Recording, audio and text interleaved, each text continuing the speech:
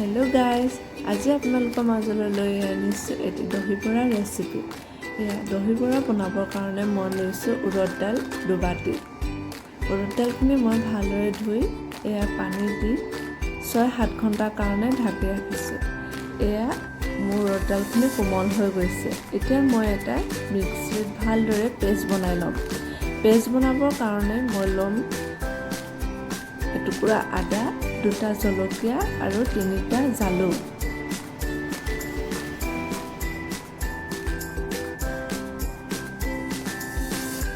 আদা ইমান টুকুৰা ল'লেই হ'ব।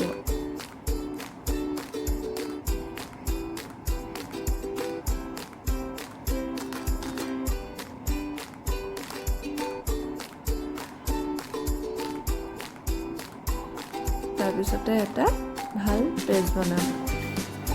এয়া দেখিছে নহয়, পেষ্টটো কিমান মিহি হৈছে। এনেকৈয়ে মই আটাইখিনি মিশ্ৰণ ভালদৰে বাটাৰ বনাই লৈছোঁ।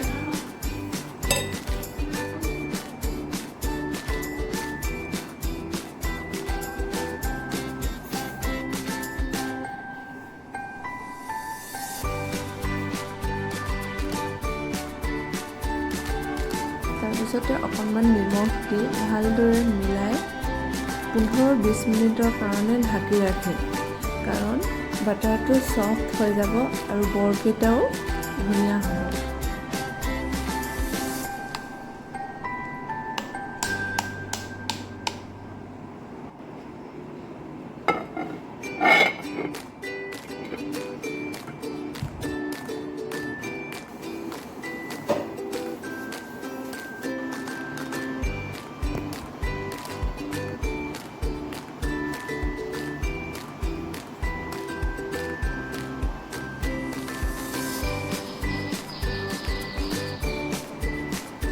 তাৰপিছতে মই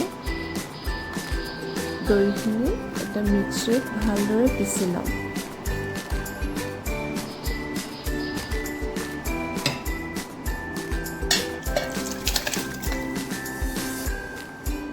এয়া দেখিছে নহয়, দৈখিনি একেবাৰে পিচি লৈছোঁ মই। এয়া ইমলি চাটনিৰ কাৰণে বনাইছোঁ। অকণমান তেল দি জিৰা অকণমান দি গুড়খিনি দি দিছোঁ। ইমলিখিনি মই তিয়াই ৰাখিছিলোঁ কোমল হ'বৰ কাৰণে, এতিয়া ইয়াত ঢালি দিছোঁ। অকণমান জিৰা পাউডাৰ দিলোঁ, এয়া জলকীয়া গুড়ি দিছোঁ। আনহাতে এখন পেন লৈ মিঠাতেল দিছোঁ বৰকেইটা বনাবৰ কাৰণে। দহি বৰা সদায় মিঠাতেলেই ব্যৱহাৰ কৰিব। মিঠাতেলতে দহি বৰাটো ভাজিছোঁ মই। এটা এটাকৈ গোটেইকেইটা দহি বৰা দিছোঁ। একেলগে কেইবাটাও বনাব পাৰিব। এয়া দেখিছে নহয়, দহি বৰা কেইটা কালাৰ সৰু সৰুকৈ এনেকৈ মই বনাই লৈছোঁ, কাৰণ যেতিয়া দৈ এইবিলাক দিয়া হ'ব বৰটো ফুলি যায়। এয়া এখন পেনত মই এয়া পানী অকণমান গৰম কৰি লৈছোঁ। চাব পানীখিনি যাতে গৰম হৈ থাকে। এতিয়া অকণমান জিৰা পাউডাৰ দি দিছোঁ। ইয়াতে মই বৰকেইটা ঢালি দিম, কাৰণ গৰম পানী এইটো কাৰণেই দিছোঁ বৰকেইটা একদম ফুলি কোমল হৈ যায়। তাৰপিছতে এয়া আমুল মস্তি দিছোঁ। এইটো চাচ হয়। চাচটো দিলে সোৱাদটো বৰ ধুনীয়া আহে, সেইকাৰণে মই দিছোঁ।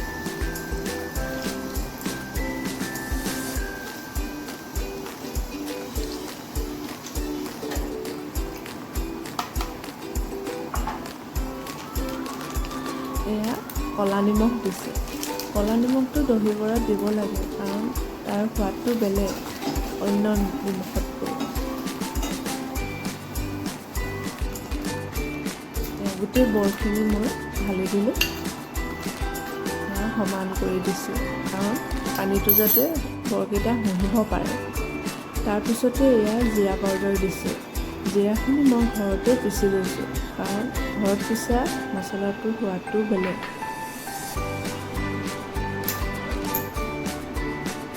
তাৰপিছতে দৈখিনি মই ঢালি দিম।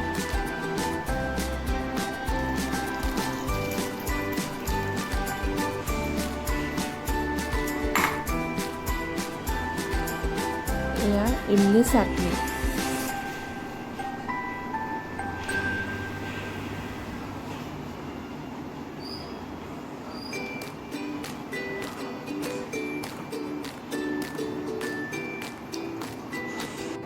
এতিয়া অকণমান জলকীয়া পাউডাৰ দি দিছোঁ। তাৰপিছতে জিৰা পাউডাৰ অকণমান দিম। এয়া ক'লা নিমখ দিম। জিৰা পাউডাৰ।